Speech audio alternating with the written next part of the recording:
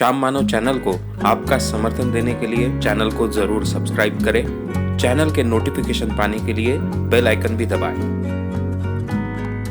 आदरणीय और प्यारे मित्रों, आज का अपना विषय है वक्तृत्व कला कैसे सीखें, पब्लिक स्पीकिंग पार्ट 2। जिन लोगों ने पार्ट 1 नहीं सुना था वो बाद में कृपया उसको सुन ले। मित्रों, पार्ट 1 में मैंने कहा था कि मेरी उम्र के करीबन 20 साल तक मैं बिल्कुल बोल नहीं पाता था। भाषण देने के लिए जो आवश्यक कॉन्फिडेंस होता है वो कॉन्फिडेंस मेरे पास नहीं था। आम बोलचाल में थोड़ी बहुत बात कर लेता था, तब भी बहुत ज़्यादा बात नहीं कर पाता था। लेकिन बाद में बहुत ही मेहनत से इस विषय को मैंने आत्मसात किया, सीखा और लोगों को सिखाते भी गया।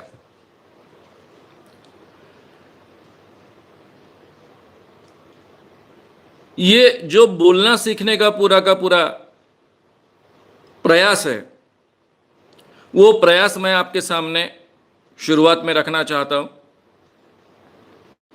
क्योंकि ये विषय बहुत टेक्निकल है। ज़्यादा टेक्निकल हो जाएगा तो आपको भी शायद बोर हो सकता है, इसलिए अलग अलग किस्सों के साथ में मैं आगे बढ़ता हूं। मैंने आपसे कहा था कि पहले शुरुआत में जब बोलना मैंने शुरू किया तो मेरे लिए आदर्श थे आचार्य दादा धर्माधिकारी।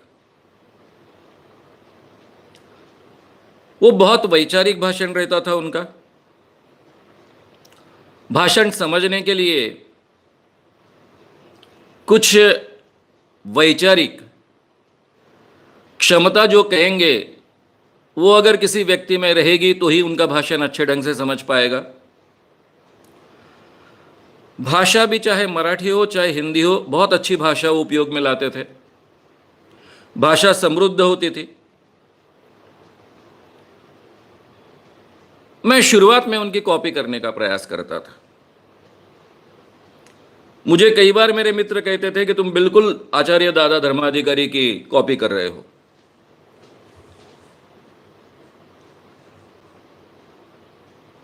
हमारे जो प्रशिक्षक थे उनमें प्राध्यापक सुरेश पांढरी पांडे नागपुर के थे। वो भी बहुत अच्छा वक्ता थे। वो कॉलेज में इंग्लिश विषय पढ़ाते थे। इंग्रजी साहित्य में उन्होंने एमए किया था। वो मराठी में बोलते थे, लेकिन उनकी भाषा बहुत साहित्यिक होती थी। भाषण समझने के लिए बहुत मेहनत लगती थी। जाने अनजाने में ऐसे वक्ताओं का मुझ पर काफी प्रभाव था। इसलिए मैंने आपसे कहा कि जब मैं पहली बार ज़्यादा लंबा भाषण मैंने दिया यवतमाल में, तब लोग आकर कहने लगे कि आप बहुत अच्छे बोले, सुंदर बोले, लेकिन क्या बोले वो समझा नहीं, पूरी तरह से समझ नहीं पाए। तब मुझे ये बात गलत नहीं लगी थी, उल्टा मुझे ऐसा लगा था कि इन लोगों की समझने की क्षमता नहीं है, इसलिए उनको समझा नहीं है। फिर मैंने आपसे कहा कि उन्हीं दिनों में बाद में मैं जेल में गया। जेल से छूटने के बाद में इंदिरा गांधी ने इमरजेंसी रद्द कर चुनाव घोषित किए। मन में गुस्सा तो था कि इंदिरा गांधी ने जेल में ठूसा, और अपना कर्तव्य भी था। इसलिए लगातार 3 चुनावों में मैं प्रचार करते गया विदर्भ के कुछ जिलों में। ये जो चुनाव प्रचार के दरमियान मुझे जिस ढंग से लोगों को पकड़ने के लिए आसान भाषा का उपयोग करना पड़ा, आसान शब्दों के साथ में, आसान मुद्दों के साथ में लोगों से बातचीत करनी पड़ी। खास कर हम जो चौक सभाएं लेते थे, लोगों को पकड़कर रखने के लिए जिस ढंग से एक भाषण कला विकसित की, वो मेरे जीवन में बहुत ही अहम मुद्दा रहा। मैंने आपसे ये भी कहा था कि उसी दरमियान एक बहुत अच्छा चांस मुझे मिल गया था। निळू फुले और राम नगरकर चुनाव प्रचार के लिए आए थे और उनके भाषण अरेंज करना, उनका संचालन करना, ये जिम्मेदारी मेरे तरफ थी। नीळू भाऊ के नाम पर बहुत बड़े पैमाने पर पब्लिक आती थी। नीळू फुले महाराष्ट्र में बहुत ही प्रसिद्ध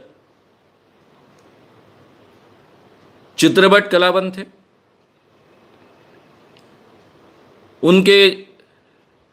उनकी फिल्में बहुत प्रसिद्ध थी। हालांकि ज़्यादातर वो विलन का रोल करते थे, इसके बावजूद लोग उनको बहुत चाहते थे। उनको देखने के लिए, उनको सुनने के लिए बड़े पैमाने पर लोग आते थे। और वैसे भी विदर्भ में नीळू भाऊ बहुत ही नई चीज, इसलिए उनके पहले ही भाषण के लिए 10,000 के ऊपर पब्लिक आई थी। और तब उन्होंने मुझे भाषण देते हुए सुना था। उसके बाद के भाषणों में उन्होंने अलग व्यवस्था की, क्योंकि इतना लंबे समय तक एक प्रोग्राम में 3 घंटे तक वो स्टेज पर बैठना नहीं चाहते थे। उसके पीछे का कारण मैं आपको नहीं बताऊंगा। उनको ऐसा लगता था कि मैं आधे 1 घंटे में भाषण देकर मुक्त हो जाऊं, और फिर दूसरा प्रोग्राम है, तीसरा प्रोग्राम है। एक दिन में 3-3 प्रोग्राम होते थे, या कम से कम 2 तो प्रोग्राम होते ही थे, तो बाकी आराम करो। इसलिए उन्होंने दूसरे भाषण से शुरुआत की कि मुझे जो कहना है वो श्याम मानव आपसे कहने वाले हैं। और शुरुआत में ही वो बोल लेते थे आधा घंटा। रामनगरकर करीबन 10-1 मिनट बोलते थे। बाद में नीळू भाऊ फुले केवल आधा घंटा बोलते थे। इतने दूर से पब्लिक आई है, आगे का 1.5 घंटा, 1.25 घंटा मैं बोलता था। मुझे शुरुआत में यह डर रहता था कि नीळू भाऊ को सुनने के लिए लोग बड़े पैमाने पर आए हैं, क्या मुझे ये सुनेंगे पूरी समय? लेकिन उन लोगों को भी पकड़ कर रखने के लिए जिस ढंग से मुझे भाषण कला विकसित करनी पड़ी, उसका बहुत बड़ा फायदा मुझे आगे चलकर मिला। इतने बड़ी संख्या में लोग आ रहे हैं, और फिर ये केवल, हालांकि ये देखे जाए तो पॉलिटिकल भाषण थे, लेकिन ना नीळू भाऊ पॉलिटिकल केवल बोलते थे, ना मैं नीळू भाऊ के साथ में केवल पॉलिटिकल भाषण देता था। उसमें हम संपूर्ण क्रांति की कल्पना, ये चुनाव आगे चलकर संपूर्ण क्रांति इस देश में लाने के लिए कैसे जरूरी है, और इसलिए कांग्रेस का, इंदिरा गांधी का, उनको पराभूत करना क्यों आवश्यक है, इस ढंग से सब बातें रखी जाती थी। यानी काफी अच्छा मटेरियल भी उसमें रहता था। फिर उसमें इमरजेंसी में जो अत्याचार हुए वगैरह वगैरह, वो भी बातें रहती थी। तो जाने अनजाने में मटेरियल अच्छा होने के कारण उसमें पकड़ रहती थी। और भाषण कला, नीळू भाऊ को देखने को आने वाले लोग, नीळू भाऊ का भाषण कम होने के बाद में उनकी संख्या कम नहीं होती थी, तादाद बढ़ते ही जाती थी। और उसका मुझे बहुत अच्छे ढंग से फायदा मिला। अक्सर ऐसा होता है कि लोग जिस वक्ता को सुनने के लिए आए हैं, उसको सुनने के बाद दूसरे किसी को सुनने के लिए कभी रुकते नहीं हैं। लेकिन यहां उल्टी बात हो रही थी। मेरा भी कॉन्फिडेंस बहुत बढ़ा। नीळू भाऊ का कॉन्फिडेंस तो पहले ही दिन बन गया था, इसीलिए उन्होंने इस ढंग की व्यवस्था की थी। और उन भाषणों का, जो 4-5 जिले में भाषण हुए, उसका मुझे बहुत अच्छे ढंग से फायदा मिला। इतनी बड़ी तादाद में आए हुए लोगों को पकड़ कर रखना, उन तक अपनी बात बहुत प्रभावी ढंग से पहुंचाना, ये उस कारण पॉसिबल हुआ। उन दिनों मेरे नाम पर तो इतने बड़े पैमाने पर लोग इकट्ठा होने की गुंजाइश नहीं थी। चुनाव हुए, पहला लोकसभा का चुनाव हुआ, बाद में विधानसभा का चुनाव हुआ, असेंबली का, महाराष्ट्र के। उसके बाद में नगर परिषद के चुनाव हुए। ये 3 चुनाव 2 साल में होने के बाद में मैंने एमए ज्वाइन किया।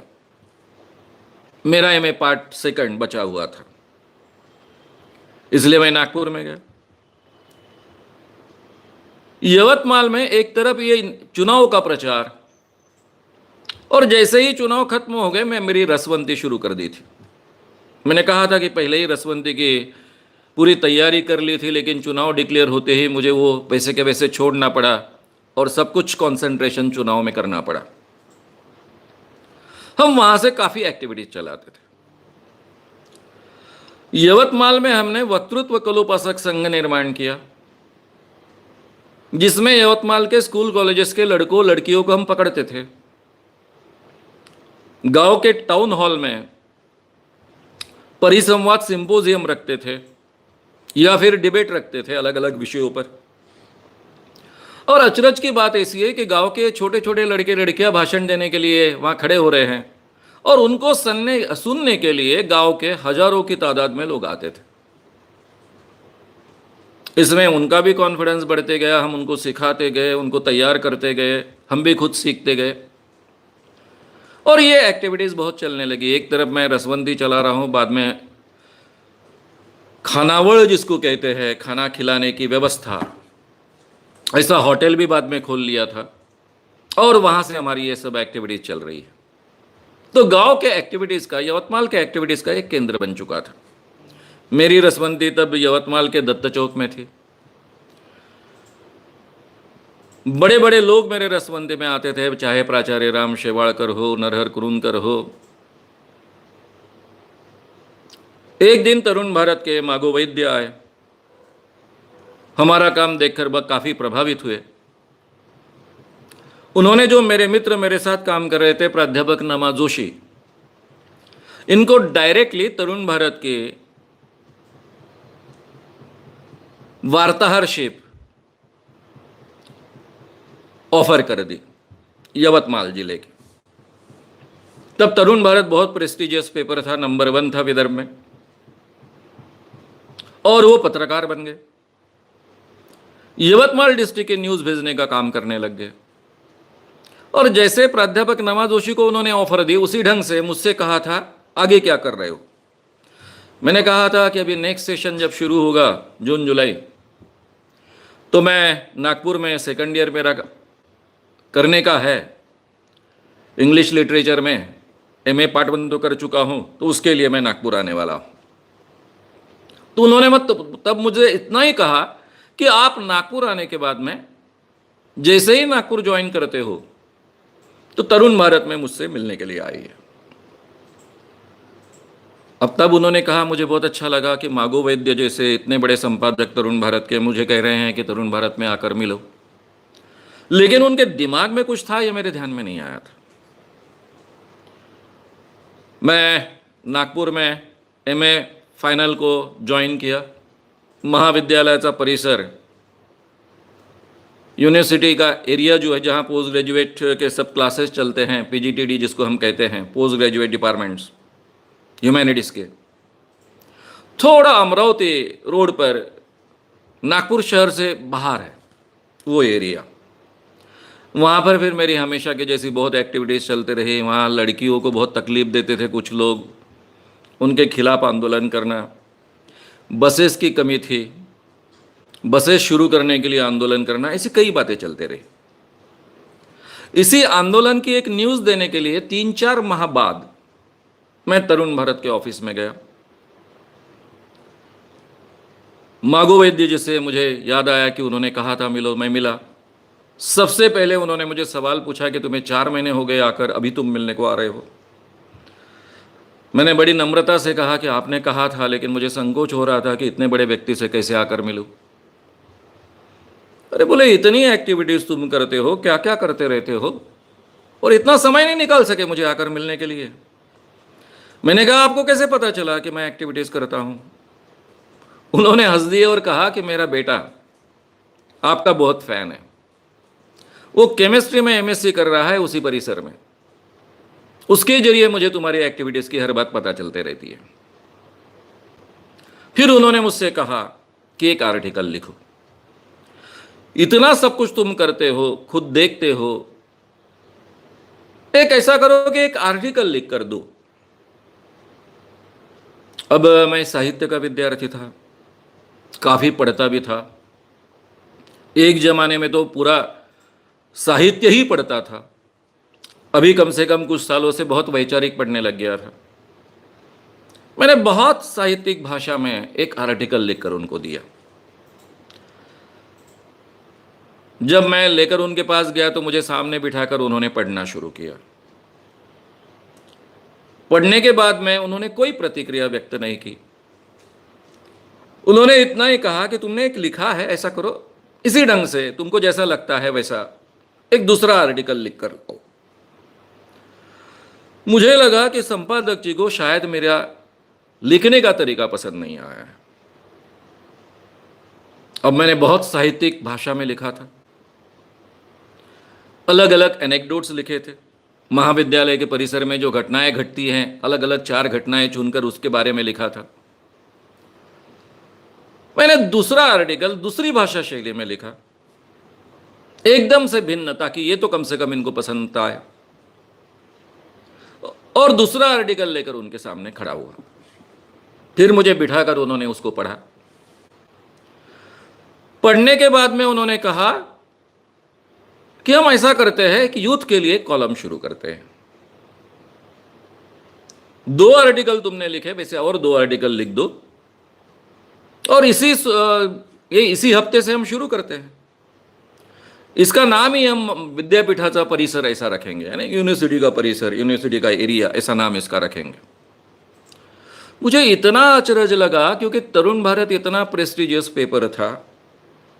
ये बात सही है कि मैं बहुत लिखता था, लेकिन कभी पब्लिश नहीं किया था। मेरे जीवन में इसके पहले केवल 2 आर्टिकल प्रसिद्ध हो चुके थे। एक माणूस नाम का एक पुणे का वीकली था, माजगांवकर कर संपादक उनको चलाते थे। दूसरा समाजवादी लोगों का एक साधना नाम का एक वीकली था, जिसके यदुनाथ थत्ते जी संपादक थे। और ये दोनों आर्टिकल मैंने जो शिविर तरुण चंद सेना का अटेंड किया था उसके बारे में लिखा था, वो केवल प्रसिद्ध हो चुके थे। और फिर मेरे मित्र ने एक में माझी जीवन मूल्य नाम का एक छोटा सा आर्टिकल मैंने लिखा था, वो तरुण भारत में प्रसिद्ध हो चुका था। और तरुण भारत में जो आर्टिकल प्रसिद्ध हुआ था, उस कारण मुझे पूरे वर्धा में इतनी पहचान मिली। छोटा सा, एकदम छोटा सा था, हार्डली 400-500 शब्दों में था। मेरे मराठी के प्राध्यापक डॉक्टर वी ग कावळे, इन्होंने हर क्लास में उनके ये आर्टिकल लोगों को सुनाया था। उसके एडिशनल कटिंग्स बनाकर हमारी जो लाइब्रेरी थी, लाइब्रेरी के बाहर नोटिस बोर्ड पर लगा दिया था, और लाइब्रेरी के अंदर भी वो पढ़ने के लिए लोगों को उपलब्ध करा दिया था। और उसकी इतनी चर्चा हुई थी। तब सिचुएशन ये थी कि प्राध्यापक लोग अपने रिज्यूमे में, अपने परिचय पत्र में लिखते थे कि ये बीच बीच में तरुण भारत में आर्टिकल्स लिखते हैं। यानी साल में अगर किसी के 2 आर्टिकल्स तरुण भारत में प्रसिद्ध हो जाए तो भी वो उसके लिए बहुत गर्व की बात होती थी। और ऐसे एक बड़े पेपर वाले संपादक मुझसे कह रहे हैं कि आपका मैं कॉलम शुरू कर रहा हूँ, यूथ कॉलम शुरू कर रहा हूँ। मेरे लिए तो ये बहुत ही अचरज की बात थी। शायद उन्होंने ये पहले से तय किया था जब मुझे निमंत्रण दिया था तब। और तब तरुण भारत में ये महाविद्यालयाचा परिसर, आगे उसका नाम बना, पहले विद्यापीठाचा परिसर नाम कर ये आर्टिकल शुरू हो गए। ये मेरे जीवन में बहुत ही महत्व की बात थी। अब तक मैं आम जनता को पकड़ने की कोशिश कर रहा था, अपनी भाषा में, बोलने की भाषा में उन तक पहुंचने की कोशिश कर रहा था।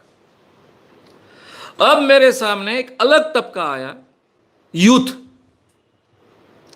सभी प्रकार के लड़के लड़कियां, खास कर कॉलेजेस में जो पढ़ रहे हैं, उन तक मुझे पहुंचना है, मेरी बातें उन तक पहुंचानी है। करीबन 3 साल तक मैं ये महाविद्यालयाचा परिसर, आगे चलकर इसका नाम हुआ, ये यूथ कॉलम चलता रहा। हर हफ्ते में ये प्रसिद्ध होता था, बहुत ही लोकप्रिय बना। बड़े पैमाने पर पूरे विदर्भ में मुझे पहचान मिली इस कारण। यानी इसके कारण इतनी पहचान मिली कि जब मैं के भाषण के लिए कभी भी विदर्भ में किसी भी जिले में चला जाऊं या फिर किसी भी तहसील प्लेस में चला जाऊं, तो भी केवल जिस व्यक्ति को हम पढ़ते हैं, बड़े पैमाने पर पढ़ते हैं, जिसके आर्टिकल्स पढ़ते हैं, उस व्यक्ति को देखने के लिए ही लोग बड़े पैमाने पर आ जाते थे, जिसमें लड़के लड़कियों की संख्या बहुत बड़ी रहती थी। उन्हीं दिनों में मैं नागपुर में था, सोशली एक्टिव तो था ही, नागपुर में जो भी सोशल फील्ड में काम करने वाले लोग थे उसमें डॉक्टर रूपा कुलकर्णी, डॉक्टर सीमा साखरे दोनों अध्यापक थे, प्राध्यापक थे, स्त्री मुक्ति आंदोलन चलाते थे। डॉक्टर रूपा कुलकर्णी के साथ में वो हमारी नेता थी, हमने हुंडा विरोधी आघाड़ी की शुरुआत की। इसमें मैं डॉक्टर श्रीकांत तिड़के वो भी एमए करने के लिए तब थे, साथ में बाकी भी लोग थे, सुरेखा पाटिल थे, बाद में सीमा दंडेगे थी और काफ़ी लोग थे। शरद देशमुख कर नागपुर पत्रिका के एक पत्रकार मित्र थे और हम सब लोगों ने पूरे विदर्भ में ये हुंडा विरोधी, दहेज विरोधी आंदोलन बड़े पैमाने पर शुरू किया।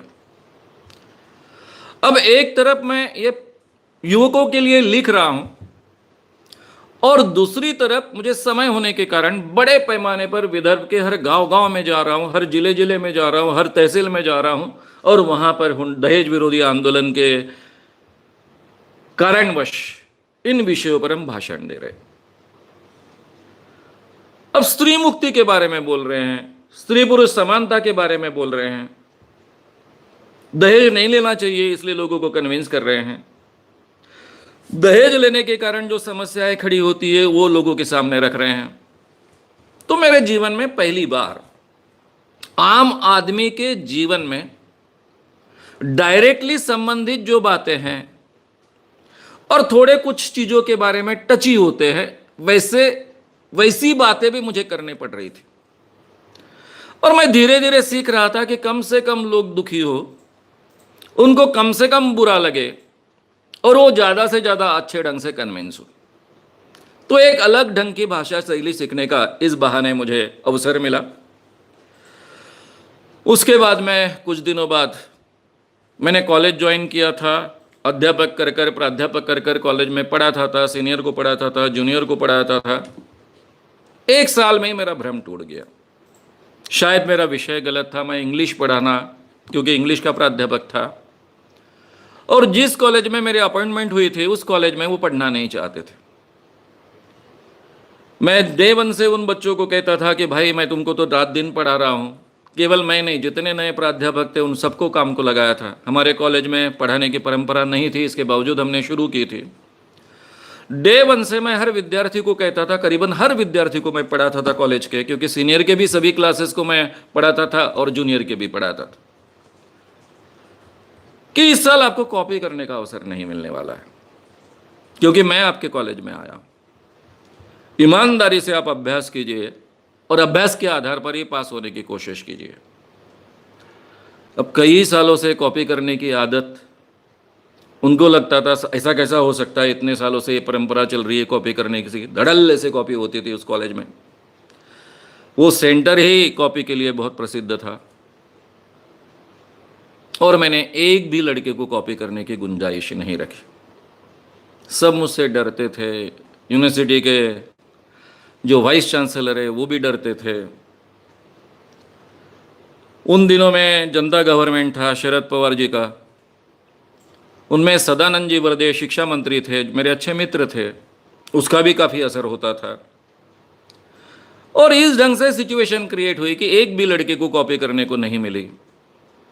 अब साल भर लड़कों को मैंने बहुत ईमानदारी से पढ़ाया था, बहुत एक्टिविटीज़ ली थी, बहुत बच्चे प्रेम करते थे, लेकिन जब उनको कॉपी करने को नहीं मिली तो उनको ये सब सहन करना बड़ा मुश्किल हुआ।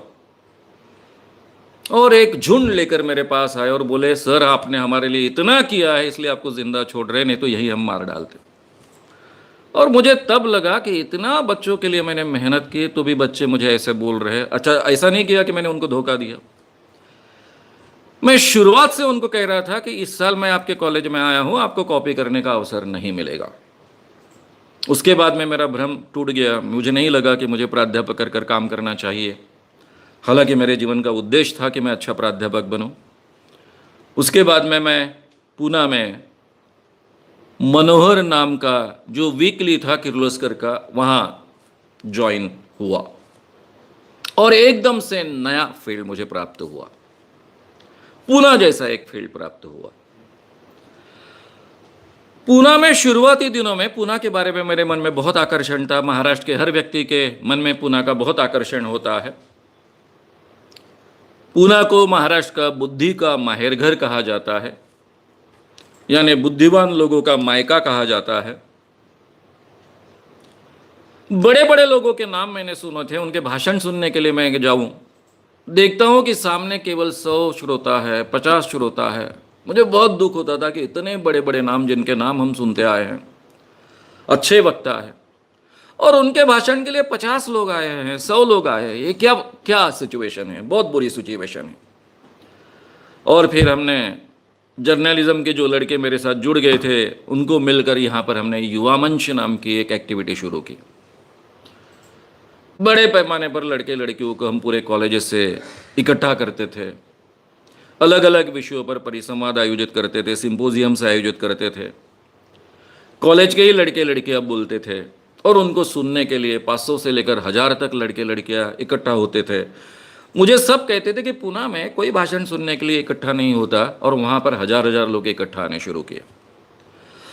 उन्हीं दिनों में डॉक्टर अरुण लिमये, मेरे पुराने मित्र, युक्रान नाम का एक बहुत ताकतवर संगठन था पूरे महाराष्ट्र में। Doctor Kumar Saptarshi, doctor Arun Limaye, doctor Ratnakar Mahajan, doctor Anil Awachat, ये सब मित्र चलाते थे।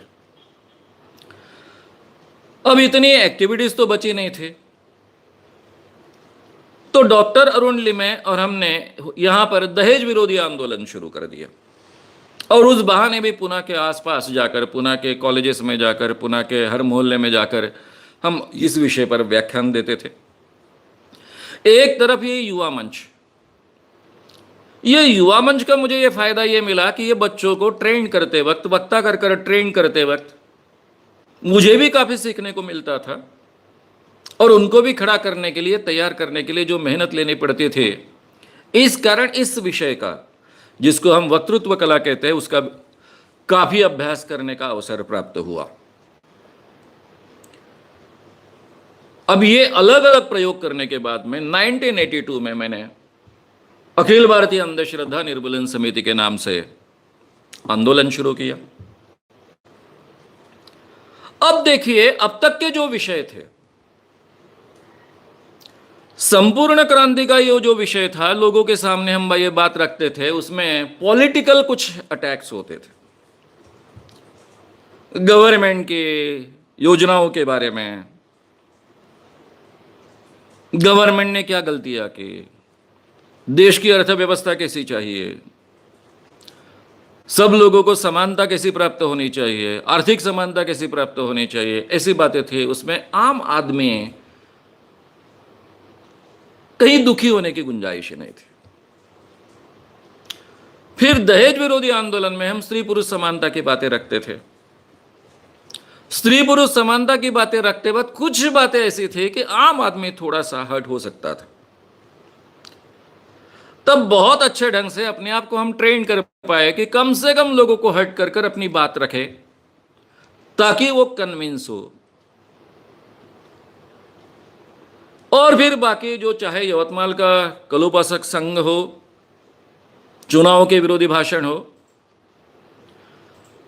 या फिर अभी युवा मंच हो, इनमें तो ऐसे विषय थे कि आम आदमी को कहीं धक्का पहुंचे ऐसी कोई बात रखने की ज्यादा कोशिश भी उसमें नहीं होती थी। और अभी हमने अंधविश्वास आंदोलन शुरू किया। अंधविश्वास आंदोलन में हर बात लोगों को धक्का पहुंचाने वाली थी। यानी जब मैं कहता था कि इस दुनिया में कोई व्यक्ति चमत्कार नहीं कर सकता है, तो लोग बोलते थे क्या गधा है क्या आदमी? क्योंकि हमारे विदर्भ में कम से कम उन दिनों चमत्कार करने वाले 200 बाबा थे, जिनको लोग लाखों की तादाद में मानते थे। चमत्कार के आधार पर ही बाबा को माना जाता था। संत गजानन महाराज शेगांव, उनके भी चमत्कार काफी प्रसिद्ध थे। शिरडी के साईं बाबा के चमत्कार काफी प्रसिद्ध थे। जो बाबा जिंदे थे उनके चमत्कार प्रसिद्ध थे। गुलाब बाबा जैसा चमत्कार करने वाला आदमी बहुत मशहूर था, बहुत फेमस बाबा था, उसको भगवान कृष्ण का अवतार माना जाता था। गुजरात में फेमस था, मध्य प्रदेश में फेमस था, महाराष्ट्र में फेमस था, वो भी विदर्भ का था। मैं भूत के बारे में बात कहूं तो भी लोग अस्वस्थ हो जाए। ज्योतिष के बारे में बात करूं तो उनको लगे तो अरे बाप रे, ये तो बहुत ही भयानक बात कह रहे हैं। इसके पहले मेरा ट्रेनिंग हो चुका था आसान शब्दों में लोगों को कैसे कन्विंस करें, आसान भाषा में लोगों तक कैसे पहुंचे। और यह प्रयोग करने का अवसर मुझे लेखन में भी प्राप्त हुआ, तरुण भारत के लेखन में, और बोलना, भाषण की कला में भी प्राप्त हुआ था। वो दिक्कत नहीं थी अभी, मैं बड़े पैमाने पर लोगों को कन्विंस कर पाता था। लेकिन ये लोगों के श्रद्धा के विषय में मैं बात कर रहा हूं, हर डायरेक्टली उनकी आस्था के साथ में जुड़ी हुई बात है और उसके खिलाफ मुझे बात करनी है। और मैं अभी फुल टाइम काम करना शुरू किया था 1982 दिसंबर में। उसके पीछे का कारण वगैरह अभी नहीं बताऊंगा, क्योंकि जिस पे यानी तरुण भारत में साप्ताहिक में मैं काम करने के लिए आया था वही उन्होंने बंद कर दिया। और मुझे ऐसा लगा कि फिर मैं और किसी पेपर में जाऊं, किसी के तो भी, क्योंकि तब लोकमत था उसको पैरेलल, तरुण भारत के आसपास का पेपर, और लोकमत जी के मालक थे जवाहरलाल जी दर्डा। और ये चुनाव के दरमियान 1978-77 में वो कांग्रेस के बड़े लीडर होने के कारण उनके खिलाफ मैंने काफ़ी प्रचार किया था। वे भी यवतमाल के, मैं भी यवतमाल का। तो मुझे ऐसा लगता था कि मैं तो लोकमत में जा ही नहीं सकूंगा। मालिक के खिलाफ इतना मैंने प्रचार किया है तो वहां कैसे पत्रकार कर मैं ज्वाइन कर सकता हूं। दूसरा तो इतना बड़ा पेपर कोई है नहीं, और अभी मेरी पुणे छोड़कर बाहर जाने की कहीं इच्छा, यानी नागपुर छोड़कर कहीं बाहर जाने की इच्छा भी नहीं है। और ये मेरे ध्यान में आया था कि मैं अपनी शर्तों पर पत्रकारिता कर रहा था। उन दिनों हालांकि पत्रकारिता में बहुत अच्छे अवसर थे, बहुत कमिटेड संपादक थे, कई एडिटर्स ऐसे थे वो कहते थे कि हमारा मिशन है। आज जैसा ये हमारा प्रोफेशन है ऐसा कहने वाले संपादक तब नहीं थे। इसके बावजूद मेरी शर्तों पर पत्रकारिता में काम करना बहुत डिफिकल्ट बात थी। तो मैंने निर्णय लिया और अंधविश्वास के खिलाफ काम शुरू किया। अंधविश्वास के खिलाफ मैं काफी दिनों से व्याख्यान दे रहा था। पत्रकार कर जब मैं काम कर रहा था तब कुछ एक्सपोजर्स भी बड़े पैमाने पर किए थे। और जैसे ही दिसंबर में मैंने तय किया कि अभी मैं अंधविश्वास के काम को शुरुआत कर रहा हूं, तो नागपुर की जो रैशनलिस्ट एसोसिएशन थी और मानवीय नास्तिक मंच था, इन लोगों ने ऑलरेडी बी प्रेमानंद नाम के एक जो व्यक्ति है, जो डॉक्टर अब्राहम कोउर इनके साथी है, डॉक्टर अब्राहम कोउर जिन्होंने पूरे दुनिया में एक रैशनलिस्ट एसोसिएशन शुरू की, उनके व्याख्यान आयोजित किए थे।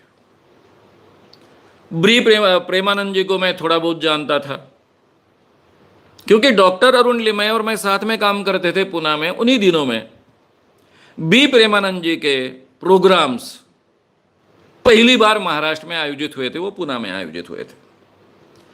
डॉक्टर अरुण लिमय उनके संयोजक थे। अब उन दिनों ये दिवाली का सीजन की तैयारी चल रही थी, मेरे तरफ जिम्मेदारी थी दिवाली अंक निकालने की।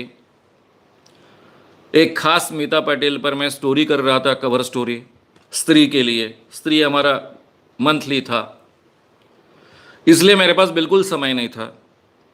लेकिन बहुत उत्सुकता होने के कारण, इस विषय के प्रति बहुत रुचि होने के कारण, क्योंकि मुझ में बदलाव हो चुके थे तब तक, डॉक्टर अब्राहम कोउर के बारे में बहुत मन में आदर होने के कारण, उन्हीं के साथ ही प्रेमानंद है, इसलिए उस प्रोग्राम में मैं कम से कम हाजिरी लगाने का काम करता था। इस प्रोग्राम को बेहतर प्रसिद्धि मिले, अभी सभी पत्रकार मेरे मित्र थे, मैं उनके साथ काम करता था। प्रेस कॉन्फ्रेंस में हम लगातार एक दूसरे के साथ में मिलते जुलते थे। मेरी आदत के अनुसार मैं सभी से दोस्ती बहुत अच्छे ढंग से निर्माण करता था, इसलिए इन प्रोग्राम को बहुत अच्छे ढंग से पब्लिसिटी हम मैनेज कर पाए, जिसमें मेरा काफी अच्छा अहम रोल रहा। पहले ही प्रोग्राम में, शनिवारवाड़ा में प्रोग्राम था, करीबन 5,000 लोग इकट्ठा हुए।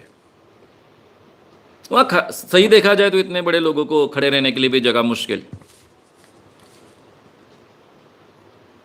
और मैं देख रहा हूं कि बी प्रेमानंद जी, उसके पहले उनको तो मैंने सुना नहीं था, पहली बार सुन रहा हूं। वो चमत्कार कर कर बता रहे हैं, उसके पीछे का रहस्य बता रहे हैं, इंग्लिश में बोल रहे हैं, कोई उनका मराठी में भाषांतर कर रहा है। शुरुआत में जो 5,000 लोग वहां इकट्ठा हुए थे, जो हमारे पब्लिसिटी के कारण इतने बड़े पैमाने पर इकट्ठा हुए थे, प्रेमानंद जी का 3 घंटे का भाषण खत्म होते होते केवल 400-500 लोग बचे। मुझे बहुत बुरा लगा।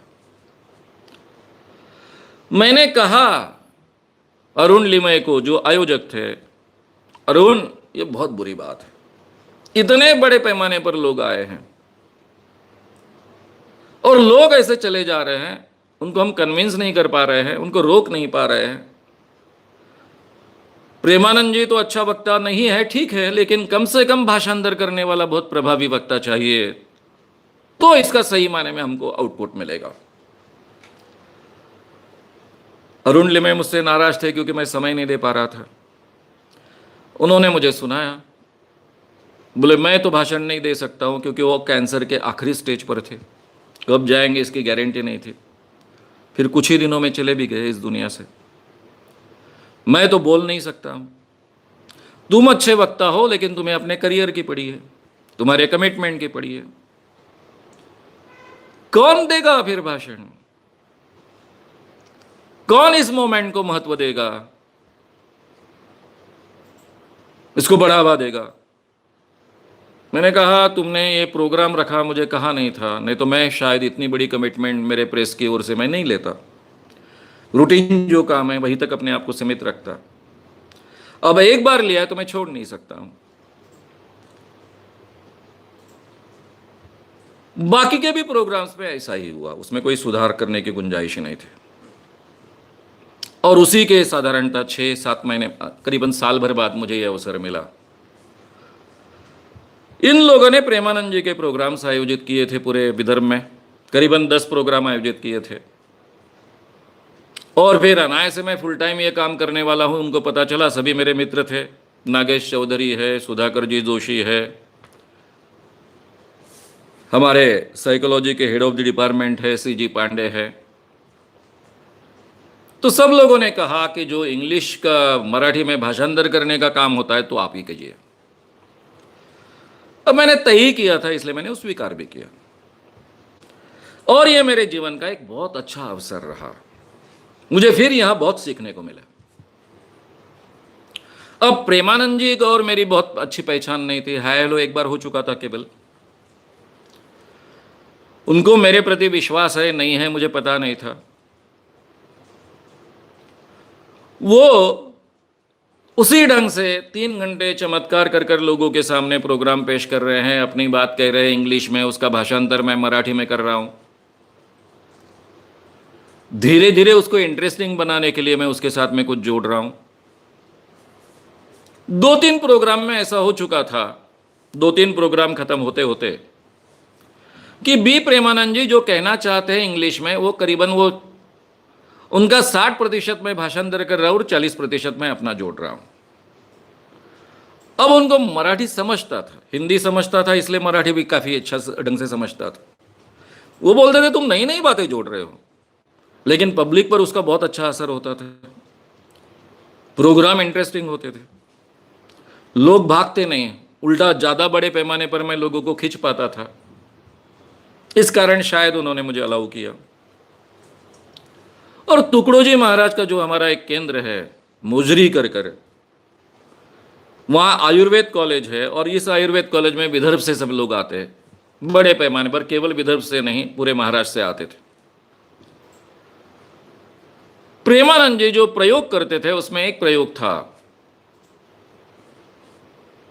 उसमें मर्क्यूरी क्लोराइड से कागज पर लिखा जाता था, और मर्क्यूरी क्लोराइड को अगरबत्ती जो होती है, जली हुई अगरबत्ती लगाई तो उतना हिस्सा जलना शुरू होता था।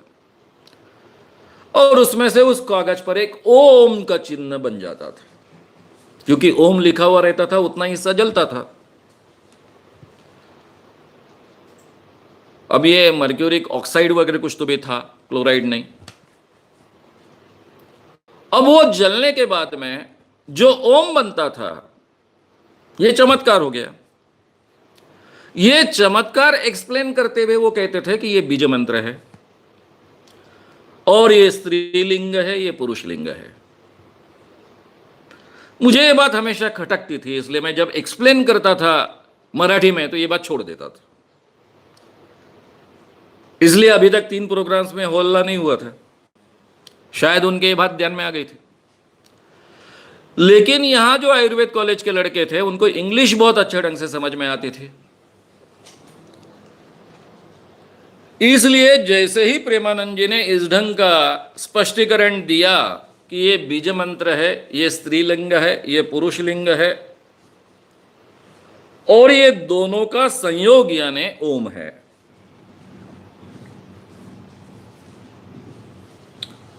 अब इनको तो इंग्लिश बहुत अच्छे ढंग से समझ में आती थी। आग लग गई, लड़के एकदम खौल गए, मारपीट पर आ गए। अब केवल मैं बफर था बीच में, मुझे सब जानते थे। तरुण भारत का मैं लेखक था। काफी सालों से ये लड़के सब मुझे पढ़ते आए थे। वो बार बार कहते थे कि आप बाजू हो जाओ, इस आदमी को हम छोड़ते नहीं। और उस वक्त उनको प्रोटेक्ट करने के लिए मुझे बहुत अलग ढंग से भाषण कला का उपयोग करना पड़ा, उनको बचाना पड़ा। मुझे याद आया कि ग्राम गीता में भी कहा है कि ये बीज मंत्र है ओम। तुरंत मैंने मुजरी आश्रम से ग्राम गीता मंगाई, सबके सामने वो पेज निकाल कर बताया, बीज मंत्र का मतलब उसमें लिखा था, वो मतलब बताया। यानी केवल प्रेमानंद जी ये कह नहीं रहे हैं, तो ये तुकडोजी महाराज ने भी कहा था कि ये स्त्री पुरुष समागम का चिन्ह है ओम। अब आम आदमी इसको इतना पवित्र मानता है और सेक्स को बुरा मानता है, इसलिए उसके लिए ये बहुत बड़ा झटका था। इन लड़कों के लिए भी झटका था। लेकिन उस बात को बहुत सक्सेसफुली मैं टैकल कर पाया, उनको समझा पाया। और उनमें से कुछ लोग ऐसे थे कि जो सुनने के लिए तैयार नहीं थे, तो उनके खिलाफ मैंने पूरे के पूरे तुकडोजी महाराज के भक्तों को खड़ा कर दिया। जब 2-3 हजार भक्त उनके खिलाफ खड़े हो गए तो बात ही बदल गई। और उस दिन प्रेमानंद जी को मार नहीं गिरने दी। उसके बाद में थोड़ा समीकरण बदल गया। अब प्रेमानंद जी जो कह रहे हैं उसमें से 50% और 50% मैं जो कहना चाहता हूं, ये शुरू हुआ। और एक प्रोग्राम में इसी कारण एक झंझट निर्माण हुई। यहां थोड़ा कारण अलग था। वो अपने भाषण में हमेशा कहते थे कि मंदिरों में इतनी संपत्ति इकट्ठा हुई है कि ये संपत्ति सब सरकार ने अपने कब्जे में लेनी चाहिए और गरीबों में बांट देनी चाहिए, या फिर गरीबी दूर करने की योजनाओं में उसका खर्च करना चाहिए। अब बात तो ठीक थी, बात में कोई गलत बात नहीं थी। लेकिन मंदिरों की संपत्ति सरकार कब्जे में ले और वो बांटे, ये धार्मिक लोगों को बहुत अखरने वाली बात थी। उनके लिए पवित्रता की और धार्मिक कल्पनाएं कुछ अलग होने के कारण फिर वहां झगड़े की नौबत आई, मारपीट की नौबत आई। वही भी मैंने बहुत अच्छे ढंग से उस प्रसंग को हैंडल किया, बचाया। शायद इस कारण भी प्रेमानंद जी का मुझ पर काफी विश्वास निर्माण हुआ। उन्होंने तभी मुझे ऑफर दी कि गुजरात में फरवरी में, यानी 2 महीने बाद, ये दिसंबर का दौरा हुआ था, 2 ही महीने बाद फरवरी में एक बड़ा प्रोग्राम है, 48 कार्यक्रम गुजरात में है बी प्रेमानंद जी के, उस प्रोग्राम के लिए तुम आओ। अब कुछ जगह मैं हिंदी में भी बोला था, मेरी टूटी फूटी हिंदी चलने वाली है, ये उनके ध्यान में आ गया था। नागपुर का होने के कारण हिंदी में बोलना कोई बहुत डिफिकल्ट बात नहीं लगती थी। बोले वहाँ भाषांतर करना है वो तो हिंदी में करेंगे, फिर कोई तो भी गुजराती व्यक्ति भाषांतर करेगा, फिर वो वैसा ही हो जाएगा गड़बड़, तो तुम चलो मेरे साथ में।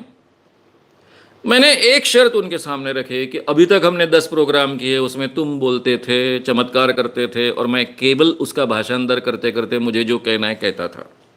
इसमें बहुत समय बर्बाद होता है। अब तो आप क्या करते हो 3 घंटे में, मुझे पूरी तरह से मालूम है। तो आप ऐसा कीजिए कि 3 घंटे में जो चमत्कार बताते हो उसी ढंग से आप बताइए। आप क्या बोलना चाहते हो मुझे पहले से मालूम है। मैं आपकी भी बात रखूंगा, बाकी जो आवश्यक है वो भी बात रखूंगा। अब ये एक्सेप्ट करना बहुत मुश्किल। उनके नाम से पूरे देश में प्रोग्राम्स होते थे, बी प्रेमानंद जी के नाम से। शायद मेरे ऊपर उनका इतना विश्वास क्रिएट हुआ था कि उन्होंने ये बात को स्वीकार किया। मेरी शर्त ही थी कि आप नहीं बोलेंगे, मैं ही केवल बोलूंगा। आपको लोगों का परिचय होना चाहिए, इसलिए शुरुआत में आप 4-5 मिनट अपनी प्रस्तावना कर लीजिए और बाद में शुरू कर दीजिए। और हमारे गुजरात के प्रोग्राम्स बहुत फेमस हुए। अब नेचुरली उनकी 50% बातें, 50% मेरी बातें, लेकिन उसमें ये दोनों चीज़ें नदारत कि सभी मंदिरों की जो संपत्ति है उसको सरकार ने कब्जे में लेना चाहिए और गरीबों के लिए बांट देना चाहिए, या फिर उसके लिए ऐसी योजनाएं करनी चाहिए। ये ओम का स्पष्टीकरण गायब। ये ओम है इतना ही मैं कहता था केवल, ये चमत्कार नहीं है, इस कारण होता है, उसके पीछे के कारण बताता था। ये जो गुजरात के 48 प्रोग्राम्स हुए हिंदी में, किस ढंग से लोगों के सामने इतनी डेलिकेट बातें रखी जा सकती है, इसका बहुत अच्छा ट्रेनिंग होने का मुझे अवसर मिला। क्या लोगों के सामने नहीं कहना चाहिए, क्या लोगों के सामने कहना चाहिए, इसका भी ट्रेनिंग मुझे प्राप्त हुआ। और फिर मेरे धुआंधार भाषण शुरू हो गए पूरे महाराष्ट्र में।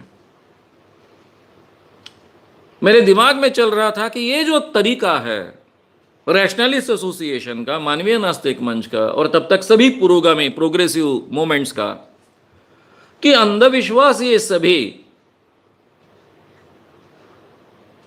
भगवान और धर्म, ये अंधविश्वास के मूल है। उनको उखाड़ कर फेंके बिन अंधविश्वास दूरी नहीं हो सकता है। मेरा एंथ्रोपोलॉजी का बहुत पहले से अच्छा स्टडी रहा, मेरे इंटरेस्ट का विषय था। एंथ्रोपोलॉजी के स्टडी में मुझे ध्यान में आया था कि पहले अज्ञान पैदा हुआ है और उसमें से अंधविश्वास पैदा हुए हैं, और बाद में ये कल्पनाएं, धर्म बाद में पैदा हुए। धर्म के पहले भी अंधविश्वास थे, भगवान की कल्पना भी बदलते गई है, इसलिए ये मूल नहीं है। तो एक अतार्किक विचार करने की प्रोसेस, ये अंधविश्वास का मूल है। ये तो मुझे एंथ्रोपोलॉजी के अभ्यास से पता चल गया था। फिर गाडगे बाबा का काम बहुत नजदीक से समझने का, अब वो तो जिंदा नहीं थे, मैं पत्रकार कर काम कर रहा था, उन दिनों की बात है, मैं बदल चुका था और अंधविश्वास पर एक व्याख्यान मैंने दिया। हमारे यहाँ के बहुत प्रसिद्ध साहित्यिक मधुकर जी केचे स्टेज पर आए, मुझसे बहुत प्यार करते थे। मेरी पीठ थपथपाई और बोले कि तुम बिल्कुल गाडगे बाबा जैसे बोले हो। अब गाडगे बाबा का नाम मैंने सुना था। मैं टुकड़ो जी महाराज को बहुत अच्छे ढंग से जानता था, उनसे 2 बार मिला था। मेरे पिताजी उनके बहुत अच्छे मित्र थे। उनके ग्राम गीता का मैंने अध्ययन किया था कॉलेज में। एक ऐसे ग्राम गीता पर लिखा था जिसका मुझे फर्स्ट प्राइज मिला था,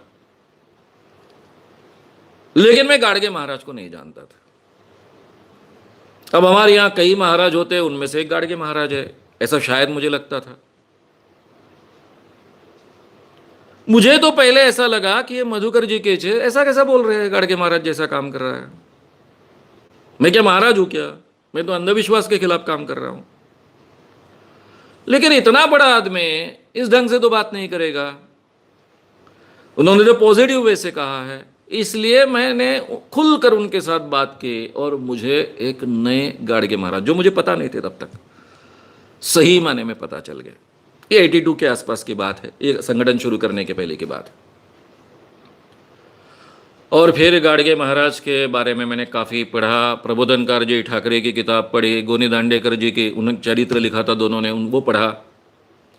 मधुकर जी केचे काफी समय गाडगे महाराज के साथ घूमे, उनके मुंह से कई किस्से मैंने उनके जीवन के सुने, उनके काम के सुने, और मेरे दिमाग में अभी फिट होने लग गया था कि हमको अगर अंधविश्वास के खिलाफ काम करना है तो गाडगे महाराज के रास्ते से जाना पड़ेगा। और फिर मेरे ये दो जो अनुभव है, विदर्भ का बी प्रेमानंद के साथ का दौरा और गुजरात का फरवरी के शुरुआत में होने वाला 1-1.5 महीने बाद का इमीडिएट दूसरा दौरा, ये दोनों टूर्स के बाद मेरे दिमाग में ये बात पूरी तरह से सेट हो गई, पक्की हो गई कि मुझे अगर अंधविश्वास के खिलाफ काम करना है, आम लोगों में परिवर्तन लाना है, उनको रैशनल बनाना है, तो मुझे गाडगे महाराज के रास्ते से जाना पड़ेगा, भाषा गाडगे महाराज की उपयोग में लानी पड़ेगी। फिर मेरे मन में द्वंद्व था, मैं भाषण कला का उपयोग करूं या कीर्तन कला का उपयोग करूं। तब मेरे दिमाग में ये नहीं आया कि मैं भाषण कला बहुत अच्छे ढंग से जानता हूं, कीर्तन कला तो बिल्कुल ही नहीं जानता हूं। बचपन से कीर्तन सुनते आया था मैं। अब मुझे अपनी उम्र के 20वें साल तक एक वाक्य ठीक ढंग से नहीं बोलने आता था, और अभी मेरी उम्र 31 साल की थी, और 11 साल में मैंने भाषण कला आत्मसात की थी इतने अच्छे ढंग से। तो इसलिए मुझे एक कॉन्फिडेंस था कि मैं अगर तय करूं तो मैं कीर्तन कला भी आत्मसात कर सकता हूं, जरूरत हो तो वो भी मैं करूंगा। और उन्हीं दिनों अमरावती में मैं गाडगे नगर में व्याख्यान के लिए गया। मुझे पता चला कि इसको गाडगे नगर नाम क्यों रखा है, क्योंकि यहां पर गाडगे महाराज का एक मंदिर है। अभी गाडगे महाराज का मंदिर ये सुनते ही मैं तो एकदम भौचक्का रह गया। उस मंदिर में दूसरे दिन मैं गया भाषण के, और तब मैंने देखा कि वहां कुछ औरतें गोल गोल घूम रही हैं, गाडगे महाराज की पूजा कर रही हैं, उनके सामने पेड़े का वगैरह प्रसाद रख रही हैं। हमेशा की मेरी आदत के अनुसार पत्रकार जाग गया मेरे में। मैं उनसे पूछता हूं कि ये पेड़े क्यों रखे हैं। वो कहती है कि गाडगे महाराज को हमने मन्नत मांगी थी, बच्चा नहीं हो रहा था, गाडगे महाराज ने मन्नत पूरी की, बच्चा हो गया, और इसलिए पेड़े रखे। और ये मेरे लिए इतना शॉकिंग अनुभव था, इतना शॉकिंग अनुभव था। जिस गाडगे महाराज ने अंधविश्वास दूर करने का काम इतने बड़े पैमाने पर किया, कभी खुद मंदिर में एक भी बार नहीं गए, उन्हीं गाडगे महाराज का मंदिर बनता है, लोग उनकी पूजा करते हैं और उनको मन्नत भी मांगते हैं। यानी उनके पूरे काम का बाजा बजा दिया। ये क्यों हुआ होगा, इसका विचार मैं करने लग गया, और मेरे को ध्यान में आया कि ये कीर्तन परंपरा के कारण, क्योंकि कीर्तन परंपरा, कीर्तन करने वाले व्यक्ति के साथ में चमत्कार जुड़ जाते हैं, और वो संत कहलाता है, लोग उसके चरणों पर माथा टेकते हैं। जबकि गाडगे महाराज अपने जीवन में अपने चरणों पर, उनके चरणों पर कभी किसी को माथा टेकने नहीं देते थे। अगर कोई जबरदस्ती उनके चरणों पर माथा टेकने की कोशिश करता था, उसको मारने के लिए दौड़ते थे। ऐसे गाडगे महाराज के पूरे काम के 12 बजा दिए थे। और इसलिए मैंने तय किया कि भाषण कला का ही उपयोग करूंगा, लेकिन भाषा गाडगे महाराज की मैं उपयोग में लाऊंगा। और अब मेरी परीक्षा शुरू होगी। एक तरफ मैंने मोटो लिया, इन्हीं दिनों की बात है ये, 1983 के फेब्रुवारी के आसपास की आमचा देवाधर्माला विरोध नाही, पण देवाधर्माच्या नावावर सर्वसामान्य माणसांचं जे शोषण केलं जातं, लुबाडणूक केली जाते, त्याच्या विरुद्धची ही चळवळ आहे। यानी हम भगवान और धर्म के खिलाफ नहीं हैं, लेकिन धर्म और भगवान के नाम पर जो आम आदमी का शोषण किया जाता है, उनके साथ में ठगी की जाती है, उसके खिलाफ ही आंदोलन है। ऐसा मानकर मैंने इस आंदोलन की शुरुआत करने का तय किया। शुरुआत में मेरे काफी जो साथ में मित्र थे, उन्होंने विरोध भी किया। जब बहुत ज्यादा विरोध बढ़ने लग गया तो मैंने उनको पूछा कि क्यों मैं ये भूमिका ले रहा हूं, ऐसा आपको लग रहा है कि मैं डरपोक हूं, डरता हूं इसलिए मैं ऐसा कह रहा हूं। वो बोले नहीं नहीं, आप बहुत निर्भय हो, इसके बारे में हमको कॉन्फिडेंस है। फिर आपको ऐसा लगता है कि मुझे बुद्धि कम है, मेरा अभ्यास कम है। नहीं, बोले उसके बारे में भी तू दादा आदमी। मैंने कहा ठीक है, आज तक आपकी जो मान्यता है, जिस ढंग से आप काम करते आए हो, उसमें हम कभी बढ़ नहीं पाए। मैं तो तब अंधविश्वासी था, लेकिन आप कभी बढ़ नहीं पाए, 50 के 50 ही रहे। मुझे मेरे ढंग से काम करने दो, मुझ पर विश्वास रखो। ये बहुत बड़ी अंधविश्वास के खिलाफ की मूवमेंट बनेगी। और मुझे कहने में बहुत आनंद होता है कि मेरे सभी मित्र, मेरे विचार उनको तब मान्य नहीं थे, लेकिन केवल मुझ पर विश्वास था, इसलिए वो तैयार हो गए। ठीक है, तुम्हारे ढंग से तुम चलो, हम तुम्हारे साथ में हमेशा मदद करेंगे। खास कर महाराष्ट्र की जो दलित मूवमेंट है, जो अपने आप को अंबेडकर की विचारधारा के मानते हैं, उनका आग्रह होता था कि शामराव, तुम जब तक भगवान के खिलाफ बात नहीं करोगे, धर्म के खिलाफ बात नहीं करोगे, तब तक कोई मतलब नहीं है, अंधविश्वास दूरी नहीं होगी। फिर उनके सामने सभी मित्र थे, उनके साथ में मैं काम करते आया था। विदर्भ में दलित मूवमेंट बहुत ताकतवर थी। मैं उनके सामने एक ही सवाल रखता था, मुझ पर विश्वास है कि नहीं, मेरे निर्भयता पर विश्वास है कि नहीं, मेरे बुद्धि पर आपका विश्वास है कि नहीं है, प्रामाणिकता पर विश्वास है कि नहीं है। फिर मुझे मेरे ढंग से काम करने दो, मुझे केवल मदद करो। और मैं जाहिर तरीके से आज 37 ईयर्स के बाद कह सकता हूं कि पूरे, केवल विदर्भ के नहीं, पूरे महाराष्ट्र के अंबेडकर को मानने वाले लोगों ने बिना शर्त मुझे और मेरे मूवमेंट को पूरी ताकत दी। उनकी अपेक्षा के अनुसार मैं बात नहीं करता था, लोगों को नहीं समझाता था, इसके बावजूद वो खड़े रहे, पूरी ताकत से खड़े रहे। कोई शर्त उन्होंने मुझ पर कभी ला दी नहीं। ये उनका बहुत बड़ा बड़प्पन है। अब मैं धर्म के खिलाफ तो बात नहीं कर रहा हूं, भगवान के खिलाफ बात नहीं कर रहा हूं, लेकिन जैसे ही मेरा भाषण डिक्लेयर होता है, फुल टाइम है इसलिए दिन में 2 से 3 भाषण मैं देता था। एक बार मेरा प्रोग्राम डिक्लेयर होने के बाद में आसपास के बाबा डर जाते थे, क्योंकि मैं नाम लेकर बोलता था। जिस एरिया में जाऊंगा वहां के बाबा का नाम लेकर बोलूंगा, उसको चैलेंज करूंगा, उसके जो भी ठगिया मुझे मालूम है वो जाहिर तरीके से बोलूंगा।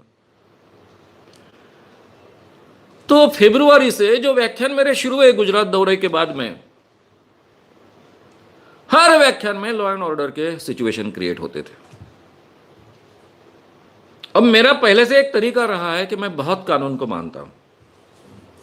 कानूनन जो भी आवश्यक चीजें होती थी वो उसके पहले पूरी प्रोसेस की जाती थी। अब ये दिन में 2 या 3 व्याख्यान होते थे, उसमें से एक जाहिर व्याख्यान होता था, बाकी के व्याख्यान कॉलेज में होते थे, स्कूल में होते थे। तो स्कूल कॉलेज के व्याख्यान को तो इतना बड़ा मुद्दा नहीं होता था, शायद उनको पहले पता भी नहीं रहता था। वो केवल श्याम मानव पत्रकार को जानते थे, एक वक्ता को जानते थे। फिर जब मैं जिस ढंग से बात करता था, इस कारण उनको चाहे पटे ना पटे, लेकिन वो बहुत नाराज भी नहीं होते थे, क्योंकि बहुत अच्छे ढंग से बात रखी जाती थी। कम से कम उनको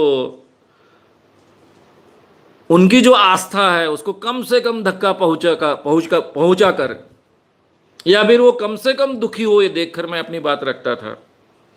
इस कारण कॉलेज के प्राध्यापक हो, कॉलेज के प्राचार्य हो, उनका बिल्कुल विरोध नहीं होता था। उनमें से काफी लोग कन्विंस भी हो जाते थे। लेकिन जो जाहिर प्रोग्राम होता था उसमें बाबाओं का मैं नाम ले रहा हूं, तो बाबा के भक्त एक्टिव हो जाते थे, खिलाफ खड़े हो जाते थे, पुलिस की तरफ लगातार कंप्लेंट जाती थी, और पुलिस मुझ पर दबाव डालने की कोशिश करते थे। लॉ एंड ऑर्डर की सिचुएशन है, लोग बहुत खौले हुए, कुछ भी हो सकता है। और मैं कहता था, मैंने आपसे परमिशन पहले ली है, क्योंकि जाहिर प्रोग्राम के लिए जो लाउडस्पीकर लगाना पड़ता था उसकी परमिशन लेनी पड़ती थी, वही पुलिस परमिशन रहती थी। मैं तो व्याख्यान देने वाला हूं, आपको जो करना है वो आप कीजिए। आपको अगर लगता है कि मेरा काम, मेरा बोलना कानूनन खिलाफ है, तो मुझे अंदर डालिए। अब उनके लिए संभव नहीं था, पत्रकार कर सब जानते थे, पॉलिटिकल अच्छा बैकग्राउंड था। ये पुलिस को एक बार पता चलने के बाद में हिम्मत नहीं करते थे। फिर उनके सामने दूसरा पर्याय रहता था कि खुद अच्छा पुलिस बंदोबस्त वहां हाजिर करे। और इसलिए मेरे शुरुआत के व्याख्यान से ही बड़े बड़े पुलिस अधिकारियों को भाषण सुनने पड़े। और फायदे की ऐसी बात है कि वो कन्विंस होते गए, वो काम के साथ जुड़ते गए, काम आसान होते गया। इस ढंग से एक तरफ लोगों को कम से कम दुखाना है, लेकिन नाम लेकर बोल्डली बात लोगों के सामने रखनी है। यह दूसरा कौशल अमल में लाने का अवसर मुझे मिला। मैं किस ढंग से अपनी भाषण कला को विकसित करने की मुझे जरूरत महसूस होते गई, उसमें कैसे बदलाव लाते गया, कैसी कैसी बातें मैं रखते गया, ये पूरा इतिहास मैं आपके सामने रख रहा हूं। बहुत कम लोगों को इतना सीखने का अवसर मिलता है। बहुत कम वक्ताओं को इतने अलग अलग भाषण कला के प्रयोग करने का अवसर मिलता है। और ये केवल प्रयोग मेरे तक सीमित नहीं थे। मैं चाहे वर्धा में रहूं, वहां भी मैंने कलोपासक मंडल चलाए। कॉलेज की डिबेटिंग सोसाइटी हो, वहां भी मैंने वक्ता खड़े किए। यवतमाल में कलोपासक मंडल हो, पुणे में युवा मंच हो, वहां भी मैंने वक्ता खड़े किए। तो ये वक्तृत्व कला, भाषण कला सिखाते सिखाते खुद भी सीखते जाए, ये प्रोसेस हमेशा चलते रहे। अंधविश्वास का आंदोलन शुरू किया, तब भी पहले 3-4 साल तो मैंने किसी को खड़ा नहीं किया अपने साथ में। बहुत रिस्क थी, जान जाने की गुंजाइश थी। लेकिन जैसे जैसे मूवमेंट की क्रेडिबिलिटी बढ़ते गई, धीरे धीरे मैं लड़कों को खड़ा करना शुरू किया, उनको वक्ता बनाते गया, उनको गाइडेंस करते गया, उनको भी अच्छे वक्ता बनाते गया। तो ये सीखना और सिखाना, ये प्रोसेस साथ में चलते गई।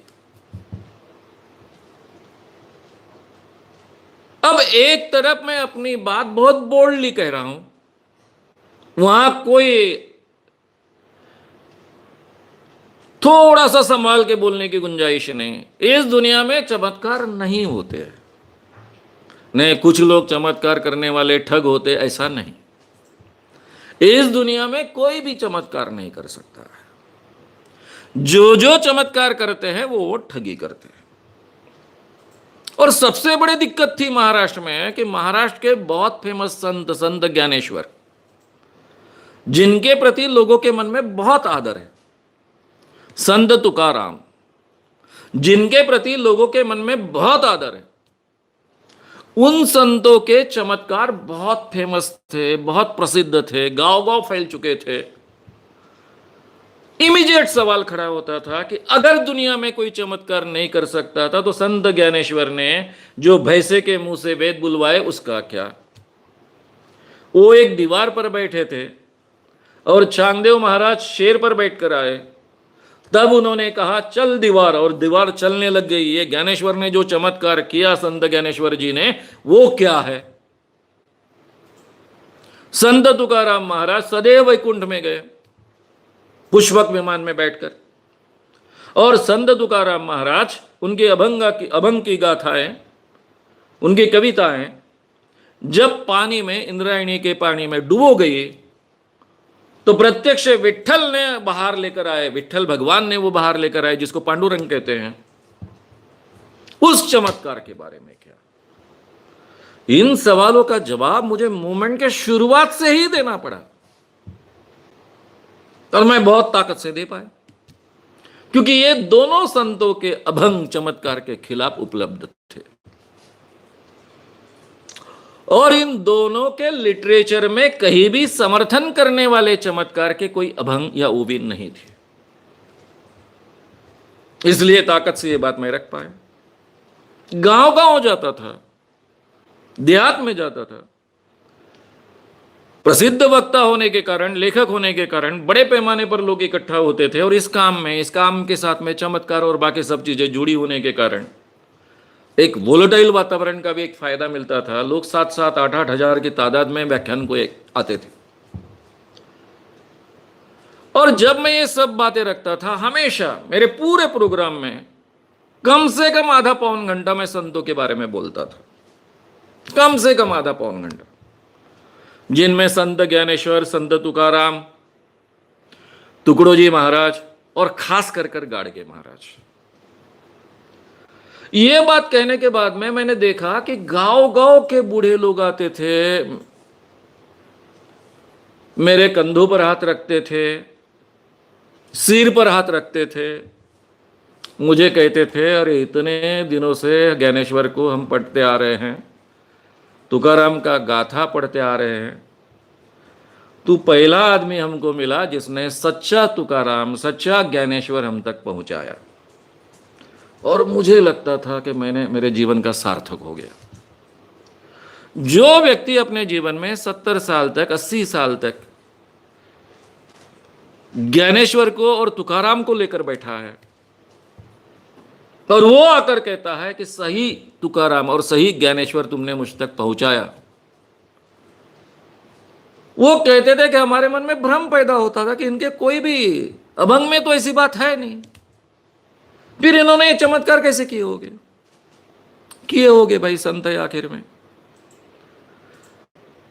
जब मैं ये बातें उनके सामने रखता था और वो सुनते थे, तब वो सोचने लगते थे कि सही में ज्ञानेश्वरी में तो कहीं है नहीं, तुकाराम की गाथा में कहीं नहीं है।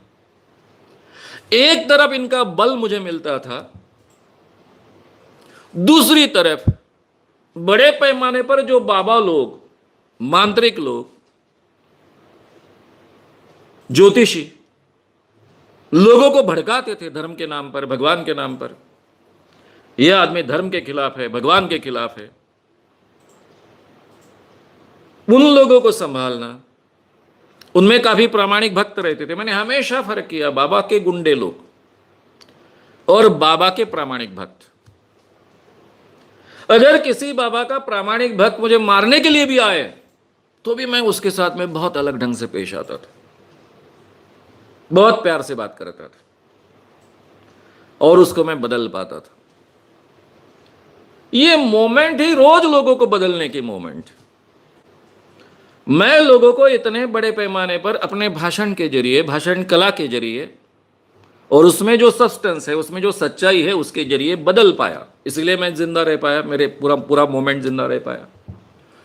नहीं तो कल्पना कीजिए कि एक देहात में मैं गया हूं, 7-8 हजार की पब्लिक है, मैं अकेला हूं, मेरे पीछे कोई नहीं है।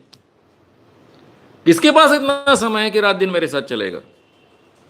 जो भी सपोर्ट के लिए लड़के खड़े हैं, उन्होंने कल भाषण सुना और आज मेरे साथ आए हैं। ये कब भाग के जाएंगे इसकी कोई गारंटी नहीं है। ऐसी अवस्था में कोई सुरक्षा न होने के बावजूद मैं इतने सालों तक ये काम करता रहा, रोज वोलेटाइल वातावरण में काम करता रहा, रोज लॉ एंड ऑर्डर की सिचुएशन पैदा हो ऐसे सिचुएशन में काम करता रहा। क्या पुलिस प्रोटेक्ट करेगी? 2 पुलिस वहां है, कांस्टेबल। अगर पब्लिक मारने के लिए खड़ी हो जाए तो वो 2 कहां गायब हो जाए इनका पता भी ना चले। मैं लोगों को बदल पाया, कन्विंस कर पाया, उनको साथ में जोड़ पाया और इसलिए इतने सालों तक काम कर पाया। ये इस ढंग से काम चलता रहा। हर भाषण के बाद मैं सीखता गया। शुरुआत के दिनों में शायद मुझे ये बातें लोगों के सामने बहुत ताकत से रखनी थी, बहुत इफेक्टिवली रखनी थी, डायरेक्टली रखनी थी। तो कई बार ऐसा होता था कि लोग थोड़े अंदर से हिल जाते थे। यह आदमी हमारे धर्म के खिलाफ बोल रहा है, ऐसा उनको लगता था। जैसे मुझे बार बार सवाल पूछा जाता था कि शेगांव के गजानन महाराज, अब उनकी पोथी में बचपन से सुनते आया था, मेरी माँ की शर्त थी कि गजानन महाराज की पोथी का एक अध्याय सुने बिन पानी नहीं पीने का। मुझे झक मार के, मेरी माँ स्कूल में काम करती थी, उसके पास समय कम रहता था, उसको 10:30 बजे स्कूल में पहुंचना है, घर के सब काम करने हैं, तो उसने पानी पीना चाहिए, उसने खाना चाहिए, नाश्ता करना चाहिए। इसलिए मैं उसको गजानन महाराज की पोथी का हर अध्याय, एक अध्याय सुनाता था और उसके बाद में वो पानी पीती थी, नाश्ता करती थी। तो गजानन, और मैं खुद तो अंधविश्वासी था ही उन दिनों में, इसलिए वो कोई प्रॉब्लम ही नहीं था। तो मुझे तो मुखोद्गत थी पूरी की पूरी पोथी। मैं उसी के कई उदाहरण लेकर कई बातें लोगों के सामने लगता था। पहले 3-4 साल तक मैंने किया। बाद में मैंने अपने आप को समझाया कि 33 करोड़ भगवान हैं, उनके खिलाफ तो अपन बात नहीं करते हैं। फिर गजानन महाराज और शिरडी के साईं बाबा के बारे में क्यों बोलने का? जाने दो, 33 करोड़ में और 2 भगवान ऐड हुए तो क्या फर्क गिरने वाला है।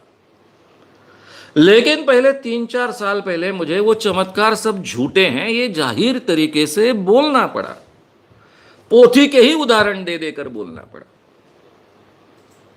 धीरे धीरे मेरे भाषण बदलते गए। किन चीजों पर मैंने महत्व से ये बात लोगों के सामने रखनी चाहिए और किन चीजों को महत्व नहीं देना है, इसका सिलेक्शन होते गया। और ये सभी भाषण कम से कम विरोध में ज्यादा से ज्यादा लोगों को कन्विंस कर पाए, इस ढंग से बनते गए।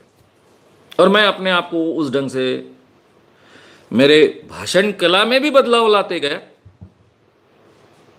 विचार रखने की शैली में भी बदलाव लाते गया, और मेरे आग्रह भी कम होते गए। मैं बहुत पहले अपने जीवन में सीख चुका था कि मैं जीवन में झूठ बोलना नहीं चाहता हूं। झूठ बोलना मैं 100% टालता हूं, यह मुझे अधिकार है। लेकिन हर वक्त मैंने सच ही बोलना चाहिए, यह आग्रह रखना ठीक नहीं है। यह तो मैं पहले से सीख चुका था। लेकिन अंधविश्वास का काम करते वक्त यह बात मुझे बहुत ज्यादा अच्छे ढंग से समझनी पड़ी। शामराव, ये जरूरी है क्या ये बात रखने की? ठीक है, ये झूठा आदमी है, लेकिन अभी जिंदा नहीं है ना, अब वो मर गया है ना, उसको अपन ने जांचा नहीं है ना, लोग उसको चमत्कारी पुरुष कहते हैं ना, बस ये चमत्कार कोई नहीं करता, इतनी बात कहो। और कोई आपको चमत्कार करने वाला मिले तो उसको सामने हाजिर करो, उसको हमारा 25 लाख का प्राइज है, तब 1 लाख का था, ये आह्वान डालो और आगे चलो। उसकी एक एक बात निकाल कर कैसी झूठी है ये कहने की क्या आवश्यकता है?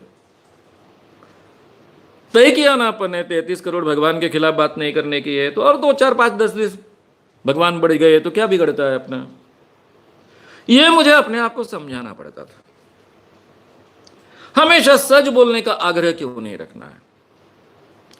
जैसे सवाल आते थे कि धर्म ग्रंथ में ये बात लिखी है, उसके बारे में क्या? तो चमत्कार केवल सच नहीं होते, इतनी बात रखकर बाकी चीजें मैं छोड़ देता था। नहीं तो ऐसा हो जाता था कि मानव साहब वो रामायण के खिलाफ भी बोलते हैं, महाभारत के खिलाफ भी बोलते हैं, सभी धर्म ग्रंथों के बारे में भी बोलते हैं, ये चित्र बदल जाता था। मेरा वो उन विषयों का अध्ययन तो बहुत अच्छा था, लेकिन मुझे अध्ययन है, उसकी बारीकियां मुझे मालूम है, ये भी लोगों तक बताने के लिए कुछ बातें कहनी चाहिए, ये आग्रह मैंने धीरे धीरे छोड़ दिए। भाषण दिन ब दिन इफेक्टिव बनते गए, मोर कन्विंसिंग बनते गए। और मुझे लगता है कि यहां पर मैं एक छोटा सा उदाहरण दूंगा आपको। यवतमाल में 3 दिन की व्याख्यानमाला वहां के नगर वाचनालय ने रखी। ये यवतमाल का नगर वाचनालय बहुत ही प्रेस्टिजियस, बड़े बड़े महाराष्ट्र के साहित्यकों के व्याख्यान रखने की उनकी परंपरा, मानकर कर उनके प्रमुख थे, वो मुझसे बहुत प्रेम करते थे, खुद थोड़े से विचारों से लेफ्टिस्ट थे, और इसलिए मेरा काम उनको बहुत महत्व का लगता। अब हमारे पास पैसे वगैरह नहीं रहते थे, उनके पास काफ़ी अच्छी यंत्रणा थी। बातचीत में तय हुआ कि वो 3 दिन की व्याख्यानमाला रखेंगे। जैसे ही उन्होंने अंधविश्वास के खिलाफ 3 दिन की व्याख्यानमाला डिक्लेयर की, मैंने अभी 3 दिन की व्याख्यानमाला जगह जगह लेना शुरू किया था। यवतमाल मेरे लिए महत्व का शहर था, क्योंकि मैं खुद यवतमाल का भी था, वर्धा का जितना था। वर्धा में तो मेरी पूरी जिंदगी गई, लेकिन यवतमाल में इमरजेंसी के बाद में मैं काफ़ी समय रहा।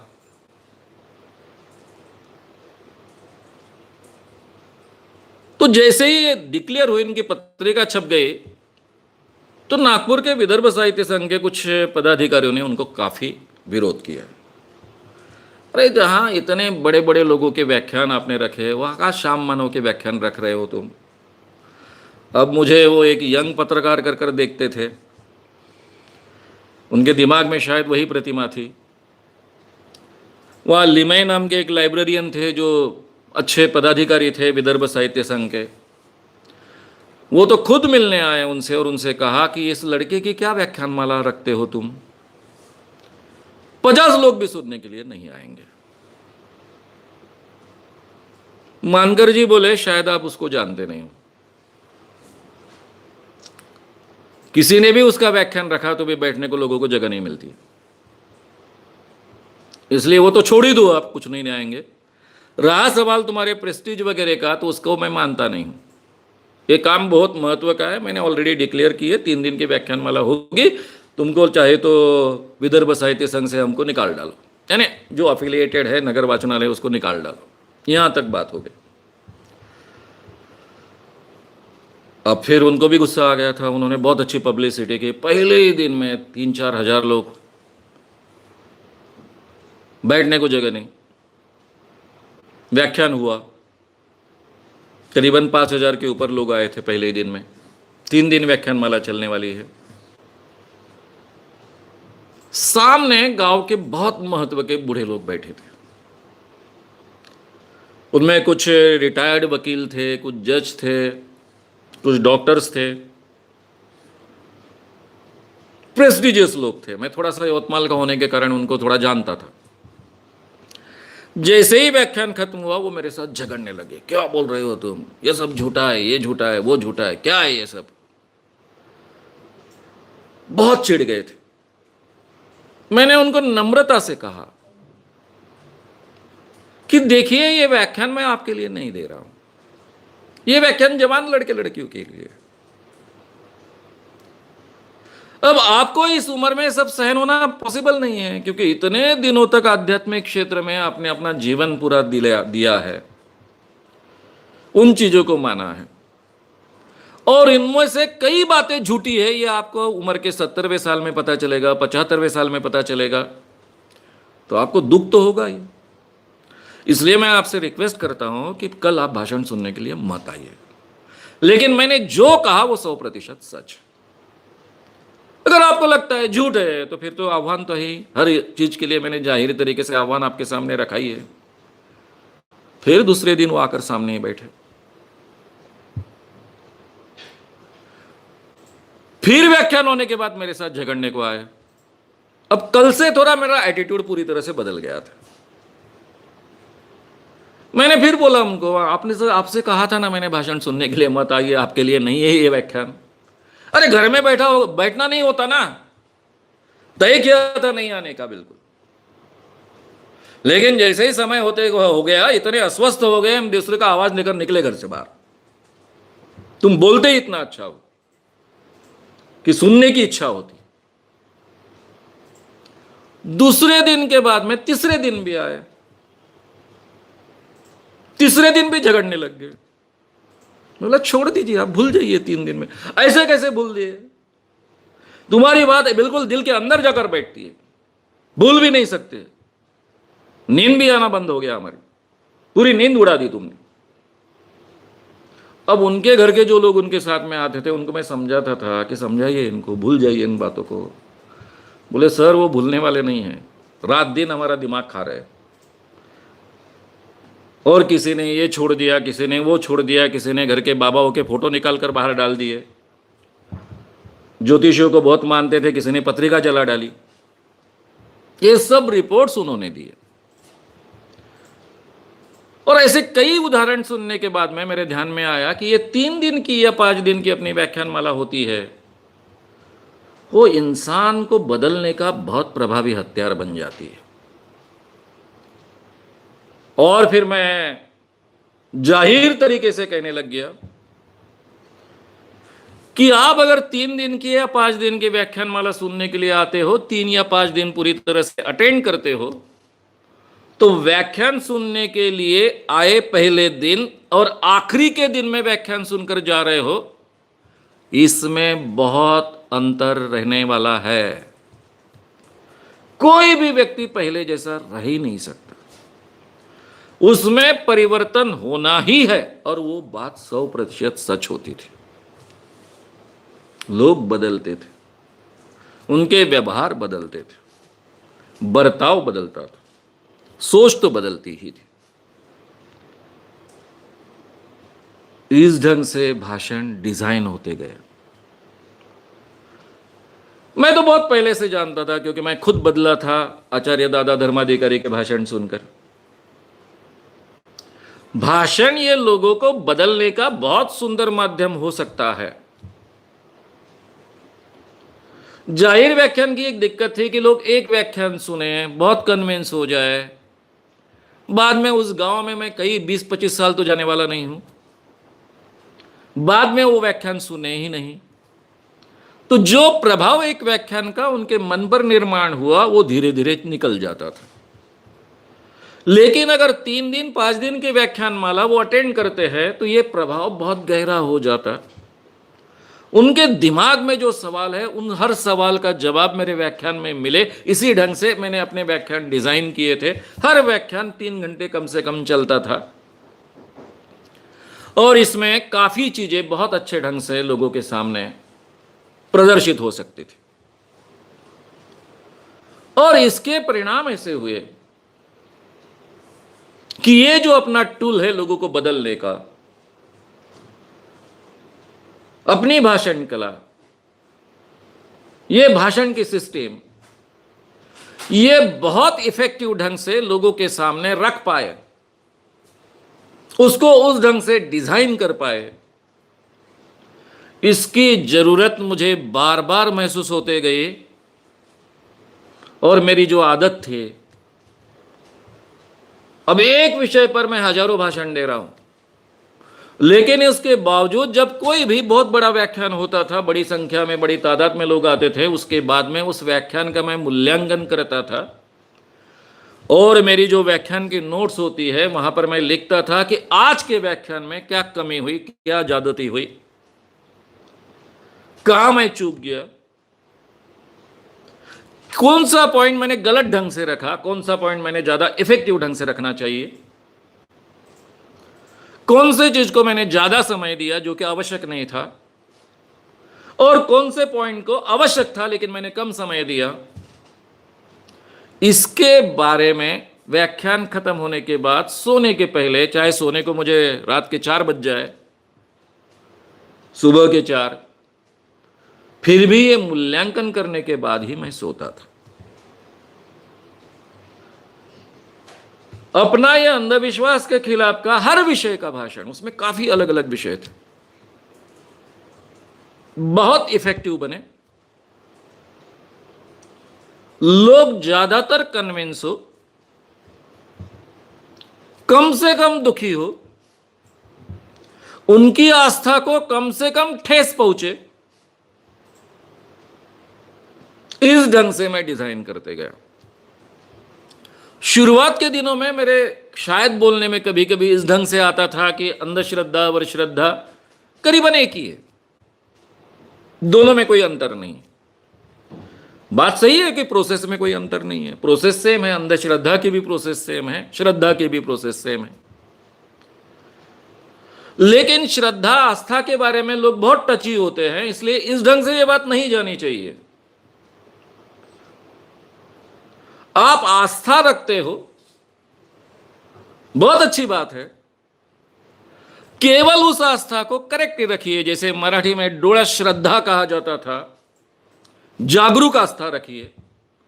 जिस आस्था को आप बार बार जांचोगे, बार उसके बारे में सोचोगे, और कम से कम उसके खिलाफ अगर आपके सामने कोई प्रूफ आता है तो अलग ढंग से उसके बारे में आप आस्था बदलने के लिए तैयार रहोगे। तो मुंह से कभी भी अंधविश्वास और श्रद्धा एक ही है ऐसा न निकले, यहां तक की केयर लेनी चाहिए। इस ढंग से वो भाषण डिजाइन होते गए। मेरे बोलने के कारण कोई भी, एक भी बाबा का भक्त ऑफेंड ना हो, इसकी मैं बहुत केयर लेता था। उसके पीछे का कारण भी यही था। कहीं भी मेरे बोलने में बाबा पर विश्वास रखने वाले, बाबा को मानने वाले भक्त अगर मूर्ख है ऐसा निकलता है तो अपने आप को अपमानित महसूस करेंगे। इसलिए हमेशा ठगे जाने वाले जो भक्त होते हैं उनकी मानसिकता क्या होती है, उस मानसिकता का मैं पहले कैसा था ये भी बात लोगों के सामने रखता था। मैं सीखते गया कि लोगों को कम से कम दुखी कर कर, उनके आस्था को ठेस पहुंचाकर, उनकी मान्यताओं को कम से कम ठेस पहुंचाकर बात कैसी उनके सामने रखनी चाहिए। और आम आदमी जो होता है, श्रद्धावान आदमी जो होता है, आस्था रखने वाला जो आदमी होता है, धार्मिक आदमी होता है, उसके साथ में अपने आप को कैसे जोड़ ले ताकि वो अपने आप को मुझसे अलग महसूस ना करे। इसलिए हमेशा हर भाषण में मैं कैसा भक्त था, कैसा अंधविश्वासी था, कैसा इन चीजों को मानता था, ये बात मैं हमेशा अपनी बात के साथ में रखता था ताकि मैं उनके साथ में अपने आप को जोड़ लूं। इस ढंग से ये भाषण विकसित होते गए और इसीलिए मित्रों मेरे 37 ईयर्स का अनुभव है अंधविश्वास के खिलाफ के व्याख्यानों का। इतने लोगों ने विरोध किया, कई बार भाषण को डिस्टर्ब करने की कोशिश की गई, कई बार भाषण में घुसकर उसको पूरी तरह से बन गिराने की कोशिश की गई, कई बार बल का उपयोग करने का प्रयास किया गया, आह्वान दिए गए, मार डालने की बातें हुई। लेकिन मेरे 37 सालों के जीवन में एक भी बार मेरा भाषण कोई बंद नहीं गिरा पाया। एक भी भाषण ऐसा नहीं है कि किसी दबाव के कारण मैंने उसको रद्द कर दिया हो।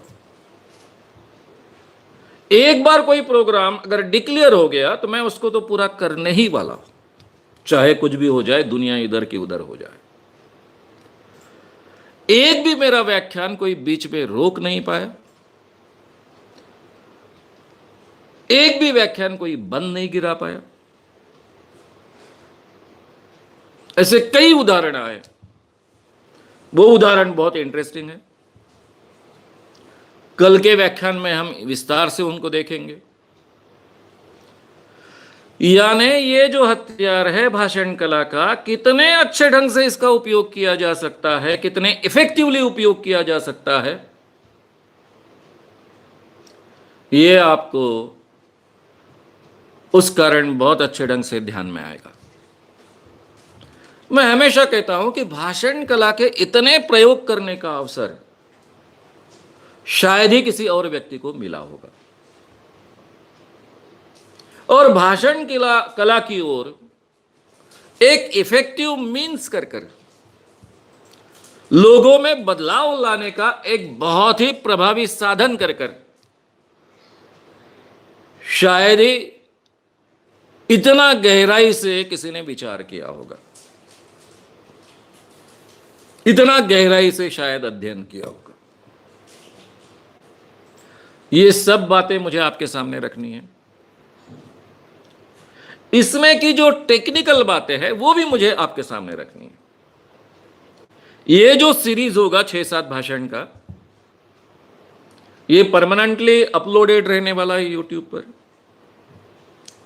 इसलिए वो हमेशा के लिए सुनने वाले जो लोग हैं, उसका अभ्यास करने वाले जो लोग हैं, उनके जीवन के लिए इसका बहुत अच्छे ढंग से उपयोग हो, इस ढंग से मुझे डिजाइन कर आपके सामने रखना है। इसलिए उसमें बहुत टेक्निकल बातें भी मैं आपके सामने रखने वाला हूं। लेकिन ये सीरीज का उपयोग किसको होगा? ये जो शुरुआत के मैं 2-3 व्याख्यान दे रहा हूं, ये इसीलिए दे रहा हूं कि आप में से जिसको लगता है कि लोगों में बदलाव लाने के लिए इस हथियार का मैंने उपयोग करना चाहिए, उस हर व्यक्ति में ये आत्मविश्वास हो, उसमें ये आत्मविश्वास पैदा हो कि मैं इस कला को सीखूंगा और इसका बहुत अच्छे ढंग से हथियार कर उपयोग करूंगा, ताकि आपको भाषण कला सीखने की प्रेरणा भी मिले। और जो लोग ऑलरेडी भाषण कम ज्यादा देते हैं, उनको अपनी भाषण कला निखारने के लिए, वक्तृत्व कला निखारने के लिए, उसको और ज्यादा सटीक बनाने के लिए, ज्यादा इफेक्टिव बनाने के लिए, ज्यादा प्रभावी बनाने के लिए उसका उपयोग हो, इस ढंग से इस पूरे सीरीज को हम डिजाइन कर रहे हैं। श्याम मानव चैनल को आपका समर्थन देने के लिए चैनल को जरूर सब्सक्राइब करें। चैनल के नोटिफिकेशन पाने के लिए बेल आइकन भी दबाएं।